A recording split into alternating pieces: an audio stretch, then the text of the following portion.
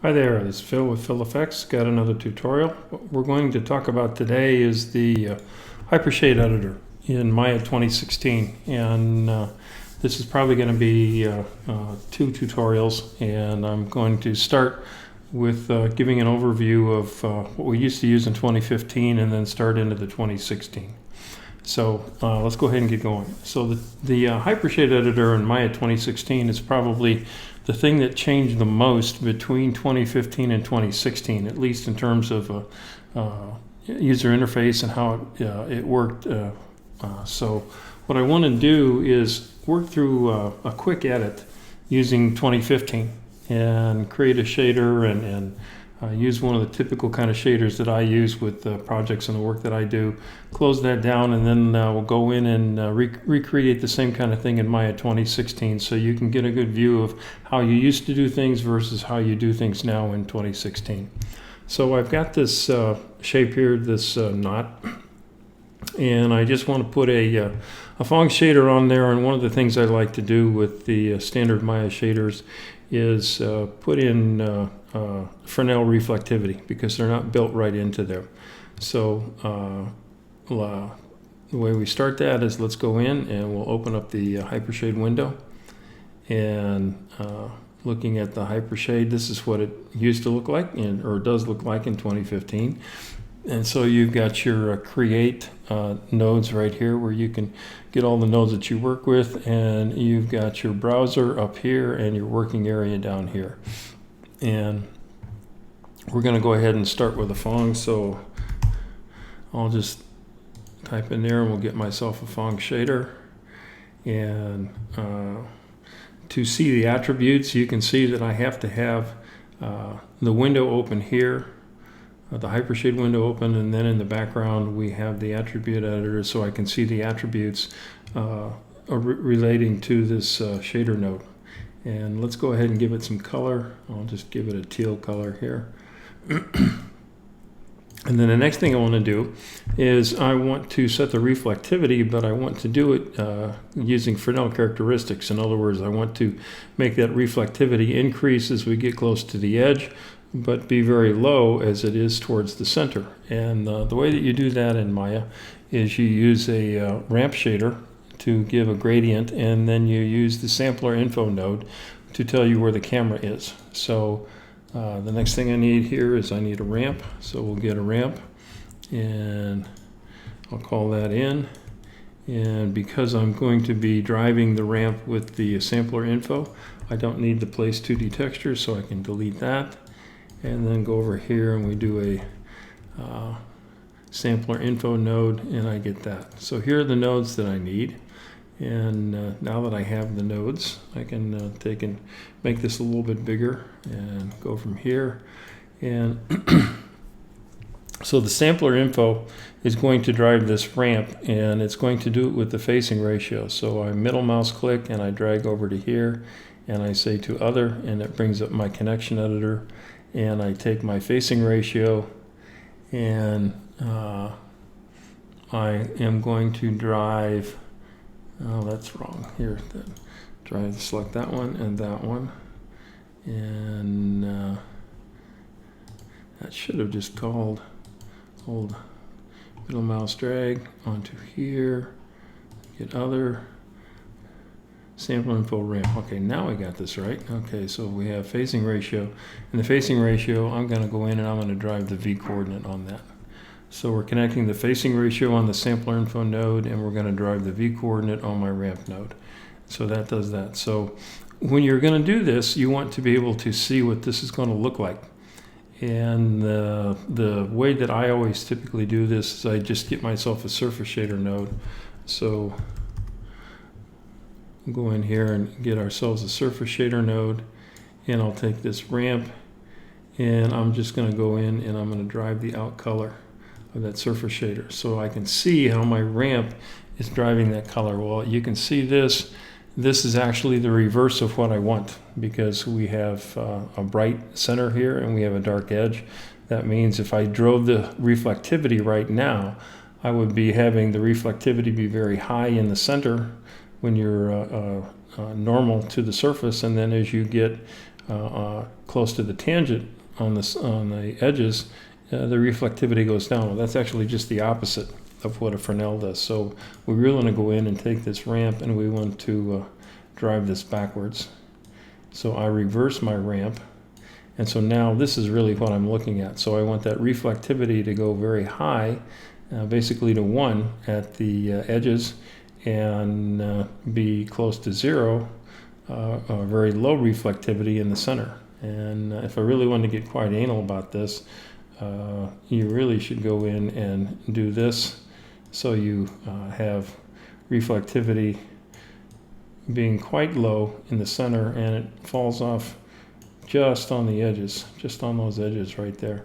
And I go in and I take this selected color and I go into an HSV, and I'd make this down to about 3 or 4%. So we'll make this 5%. So I'd make that 5% there. Say done, and go into here, and I'd make this 5% here. And done. So that's really what the reflectivity should look like. So now we want to take this ramp input and we want to drive the reflectivity over here. And the best way to do that is I take this and I drag it over to here. Middle mouse click and do an other. And so I want to take the out color, and I just take the red channel, and we'll take the red channel and we will go in. Oh, this did this again. Why is this doing this? Take this, go down to here.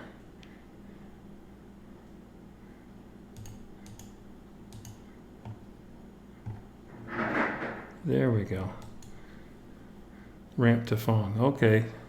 So now we take the red channel out, and I want to drive the reflectivity of my Fong. So we look at here, and I've in fact done that. All right, so now we'd like to go ahead and take a look and see what we did. Well, to do that, I need to bring up another window, so we'll bring up a render view window. And you can see I've done a couple of renders here before. Let's start these all over again. I'll trash that one. And so this is what the view looks like with my ramp on my reflectivity. So let's go ahead and do a render of that. Oh, I haven't placed it on there. That's great. All right, so we go in and yeah, I need to go in and select this.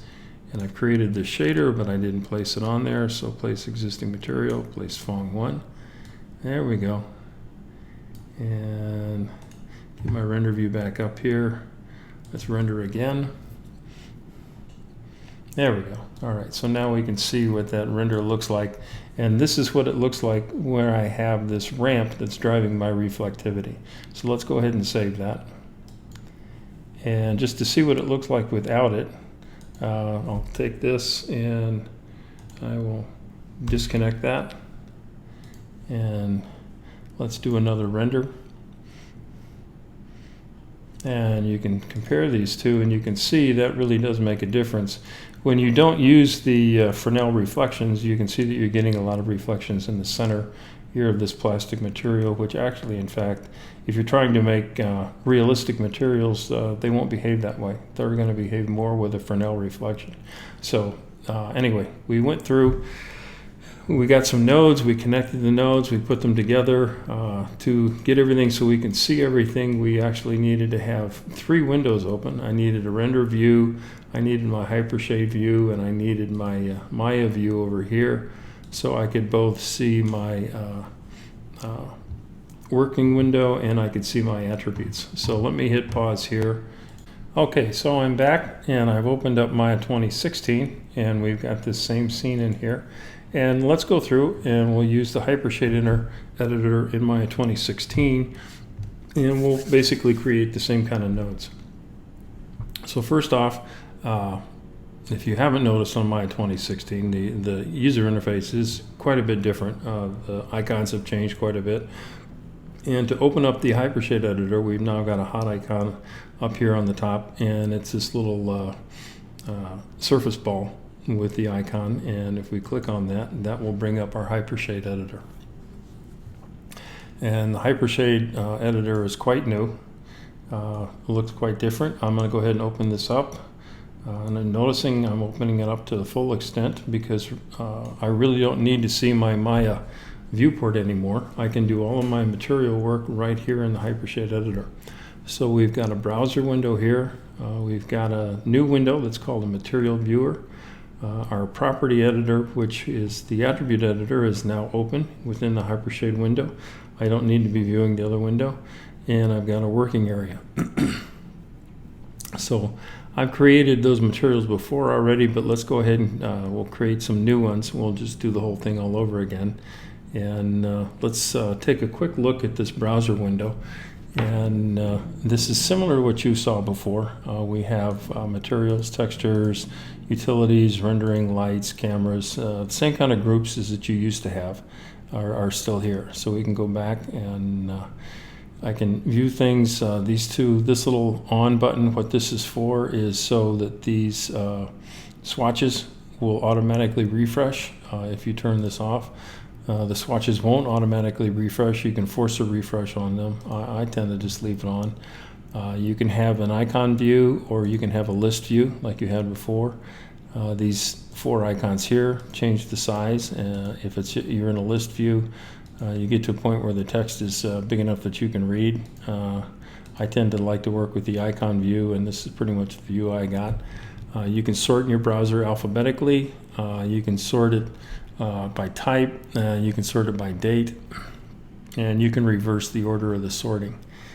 You can do a filter in here where you only see certain things. So if you put a filter in here, if you've got hundreds and hundreds of materials and you just want to filter out just all the blend shaders or all the Lambert shaders, you can go in here and you can use a filtering scheme so you can only view just a few short things. This window, let me tear this off because this is really pretty important. You can add windows to this. So we have our browser, our property editor, material view, the create and the bins. So here's the create and here's our bins. This is our work area. This is the browser. Here's the material viewer. I can add a viewport. And actually typically this is, I do this so we can add a viewport window. And I like to, personally I like to put that right in here. And so I'll put the viewport, it's going to put it right above there.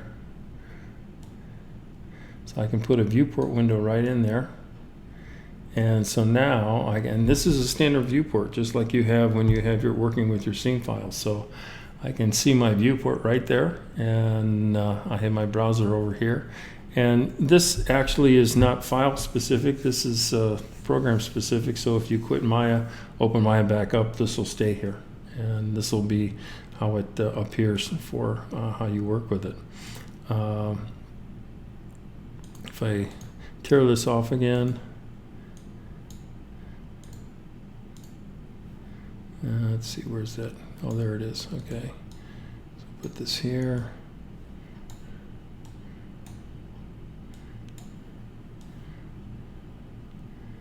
All right, if we look at this menu again, these items here, viewport, render view, outliner, everything from here up, you can take and you can place inside here. Okay, so if I wanted to, let's say I wanted to have the UV editor, I can open up a UV editor, and here's the UV editor, and I can place this. Now notice when I hold it over things, okay, I hold it just long enough. Let me go back again.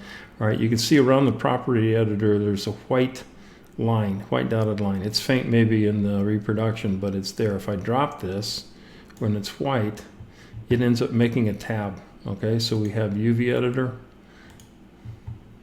and we have property editor, our UV editor and our property editor. And this is actually a toggle. So if I click property editor again, it closes that hole down and it expands this view down here, and notice it expands the view there. If I click this again, this comes back. And we did have a material viewer, we didn't lose it. Notice I take my mouse up, we get a white highlight. I can come down here and I can see this material viewer in here. And so now I have my UV editor, my property editor, and I have my material viewer. If I want to get rid of my UV editor, I can just go up here to the close box and close that. The last windows here are the connection editor and connect the selected. These you can't pin, so I can open this up, but notice I can take and drag this around and it won't pin into the viewer, into the Hypershade window. So I can't pin this, but I can call it up pretty quick by using this menu. So let's go ahead and we'll recreate what I had before.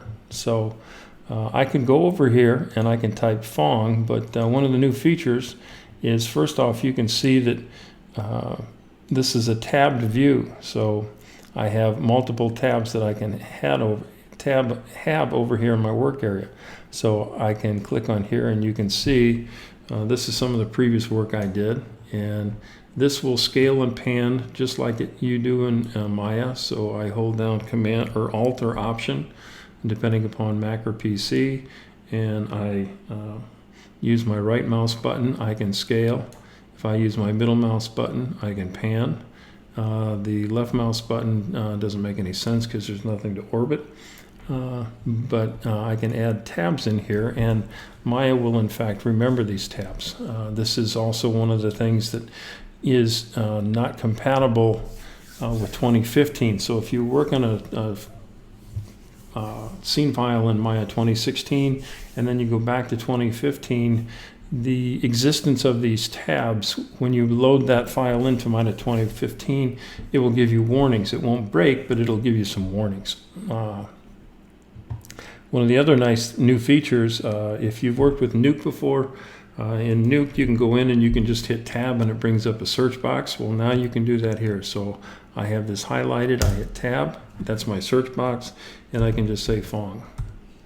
So I can say Fong right there and give ourselves the Fong node, hit return, and there's my Fong.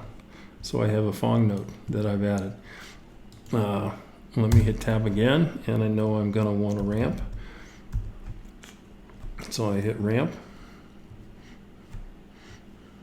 and I hit ramp texture, hit return. There's my ramp texture node. Remember I said I don't need the placement 2D, so I can delete that. Here's my ramp texture. We're going to need a sample info, so I can do that over here. So we'll do a sampler info, and I'll do it that way. Now, it did create a sampler info, but where did it go? It placed it somewhere in here and we can't see everything. Well, one thing I can do that is I can shrink down and see where it placed it. There's where it placed it, okay? So this might throw you for a curve. One way to find that, obviously, is you can shrink it down the way I did it. The other way is you just go up and you click this icon to say redraw, and it will bring everything that's into view into the window. It'll scale everything so you can see everything. So it actually did create it. It just placed it off the screen so I couldn't see it. So here's my sampler info, and the last thing I needed was a surface shader that I used, right? So let's go. There's our surface shader. We'll click on that. Same kind of thing. It placed it off screen, so let's find it. There it is. It placed the surface shader off screen. So now we can go in here and we can start to hook all this stuff together. All right, so how do we hook things together in the new Hypershade editor? Well, there's a number of ways we can do things. Take the sampler info. What I want to do is take the output and connect it to the ramp here. So one thing I can do is I can take facing ratio. All right, so I clicked on this white dot. So I click on the white dot, I say facing ratio, and that gives me an arrow.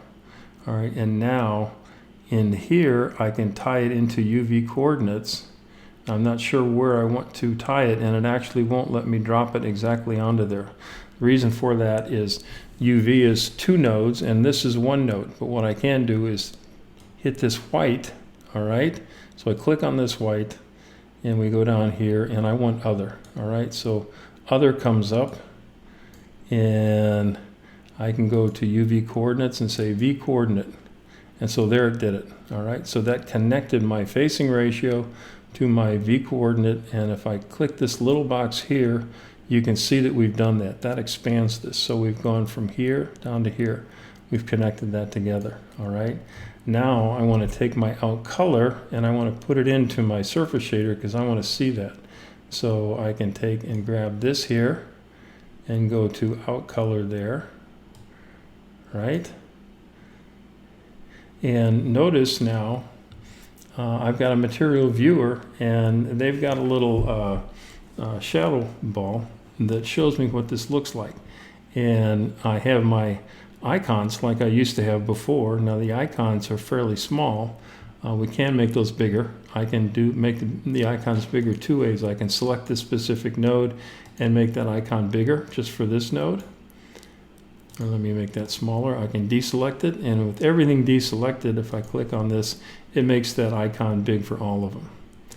Actually, now that because I have this preview window, I tend to like to keep this small, so I'll keep this small so we can see the out color, and we can see in fact that I'm bright in the middle and dark on the sides, so we want to reverse that, don't we? So we'll go in here and I'll click on my ramp, and here's my property editor. And here's something new. Actually, this doesn't show it on here. I'll wait till I get to my Phong shader. And so we go back to the ramp, and we know we want to reverse this, so I'll take this way, and I'll go that way. So now we're dark in the center and we're light on the sides. And if I want to do what I did before, it's the same kind of thing. I go in there, double click on this, and I want to make this 5%. Say done. Click on there, get the selected color. I want to make that 5%, and that's done. So we're only going to give a high degree of reflectivity on the side. And here's my Phong shader. And my Phong shader, notice on the Phong shader, okay, so I have in my property editor, I only have a few properties here. I've got ray trace, specular shading, and color and transparency. And if you remember, in 2015, there were a lot more materials, a lot more properties associated with the Phong shader. Well, those have not gone away. They're still here. It's just that now in Maya 2016, it tends to show you those properties of a material that you tend to edit the most. And so it defaults to display only those common ones that you use the most. If you want to see the full set of attributes, you can see those. You just click over here and it displays the entire full set. So now you can see that everything that is there, used to be there, is still there, okay? And if you need to get to it, you can. But you can go back and you can show this shortened view. This is a toggle, so we can go in and see it, just the main properties. And in this case, that's really all we're interested in. So I'm going to go in and I'm going to change this color. We'll put this teal color in there. And then the last thing I want to do is I want to use this out color. In particular, I wanted to use the red channel, and I want to drive the reflectivity of my Phong. So I go in and I grab the red channel, and I go over here and I click on reflectivity, and I have done that. And now I'd like to see a render view. Well, first off, we can see real quick that I made the mistake before. I hadn't attached this material to my torus knot here. Well, I can go ahead and do that. I can click right here in my viewer. I can do a right click, and because this works just like a viewer, I can go in and get favorite material or existing material, and this material is called Phong 2. So I'll assign Phong 2 to that. And we'd like to see a render view. So I can go into Window and I can call up a render view. And so I can take a render view and I can actually put it right here on this material. And let's just drop that in, and now we have a toggle between the material viewer and the render view. And I can go into the render view and we'll go ahead and hit the render.